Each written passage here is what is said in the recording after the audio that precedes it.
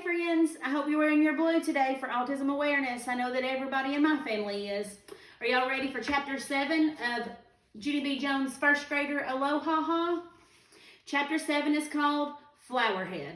Day 4. Dear first grade journal, I am writing this page on a dumb tour bus.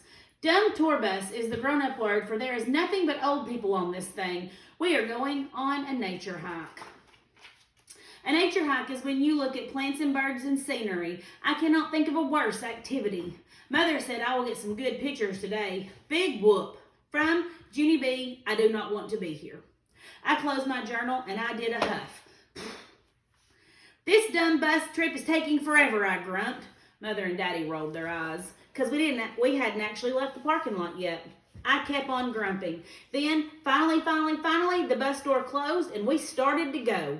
A man in the front seat picked up a microphone. Aloha, he hollered. All of the bus people sat there real silent. Then a few of them said aloha back at him, only way quieter. The man laughed. Oh, come on. You can all do better than that. Aloha, he hollered again. And so this time, more people said it, but they still weren't loud enough for him, I guess, because we went through that same nonsense 5 more times. I tapped on Mother. This guy's getting on my nerves, I said. Shh, she said back. I looked at Squeezer. Being shushed is getting on my nerves too, I said. The man kept talking. He said his name is Donald, and he will be our nature guide today. I did a sigh. Little children do not like nature, I said. Donald kept on blabbing. He said we were on our way to a beautiful rainforest and we would see some of the most spectacular scenery in the world. I covered my face. Little children hate spectacular scenery, I said. Donald went on. He said we will see gorgeous flowers and magnificent trees and beautiful birds of all colors. I did a loud groan. Can this situation get any boringer? I said. An old man in front of me heard me say that. He peeked his head over the seat real friendly. He said his name was Harold and he was 88 years young. When you get to be my age, spectacular scenery is as exciting as it gets, he said. I sighed again. That's not much to look forward to, Harold, I said. Daddy quick leaned over and he told me to please find something to do.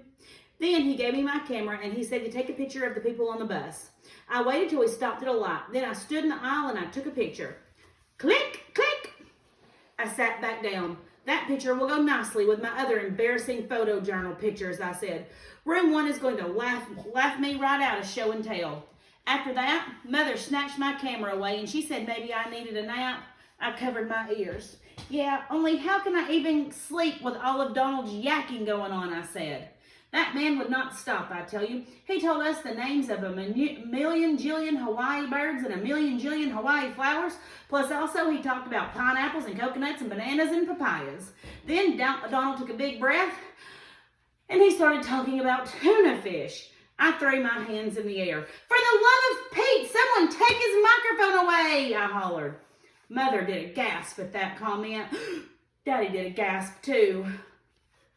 I quick covered my mouth, but it was too late. All the bus people were stretching their necks to look at me. Junie B, what on earth has gotten into you today? Asked Mother.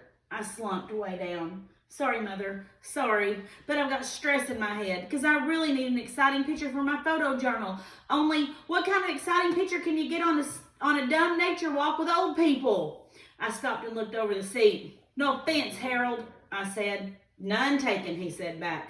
It's just that I'm running out of time, I explained. Well, aren't we all, said Harold. Mother sat me down again. Well, I can promise you one thing, Junie B, she said. If you go on this hike with a bad attitude, nothing good will happen. But if you keep an open mind, you might be surprised. Sometimes nature can be very exciting. I slumped down even more. Yeah, right. Exciting, I said. I turned and looked out the window. I don't care what she says. Nature is not exciting. Not even if it's in paradise. The bus trip took forever, it seemed. But finally, at last, the driver turned a corner and we pulled into a parking lot. We're here, said Donald. Welcome to our beautiful Hawaiian rainforest. I sprang up like a spring and then I ran outside and I sniffed real deep. Fresh air, fresh air. I thought I'd never breathe you again, I said. Pretty soon, Donald gathered all of the best people around him. He gave us a nature guidebook and he told us the hiking rules. Hiking rule number 1, he said, please stay on the hiking trail and do not wander off on your own. He went on. Hiking rule number 2, please do not disturb the natural vegetation. Hiking rule number 3, please be respectful of nature and speak in quiet voices. I looked down at Squeezer and rolled my eyes. Wonderful. Another quiet voice day, I grouched. After that, all the best people lined up behind Donald and we started hiking down the trail. It was slow as molasses, I tell you. On account of every 2 seconds, people kept stopping to look at stuff. Just plain old normal stuff, I mean, like plants and flowers and trees. Finally, I got frustration in me.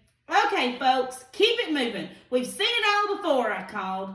Daddy quick scooped me up and he sat me on a rock. Then he waited for the other bus people to pass by, and big surprise, I got scolded again. He said if I can't behave myself, we will go back to the bus right now and we will sit there until all the people come back. Is that what you want to do, Missy? He said. Huh? Is it? I made a grunt face. No, Daddy, I said. I don't want to do any of this stuff. I wish we could do something exciting because I've already seen flowers in nature before. Just then, Mother picked up a flower that was lying on the trail. Oh, but you've never seen a flower quite like this, Junie B. She said, look how beautiful this is. It looks like a big red powder puff. And she stuck it in my hair. Then she took out a mirror to let me see. I stared at myself very admiring. Whoa, I said, I look stunning.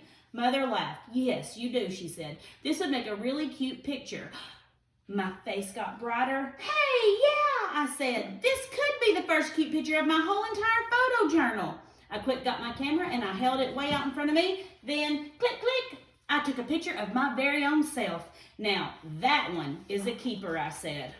After that, all of us started hiking again, only this time I was the slowpoke because I kept picking up the powder puff flowers and sticking them in my hair. Pretty soon, my whole head was full of those beautiful things. I stuck extra ones in my pockets, in my shirt buttons, and on my shoelaces. And then I looked down at Squeezer and I smiled. Nature is being a little bit of fun, I said. I smiled bigger. Who knew? See y'all tomorrow.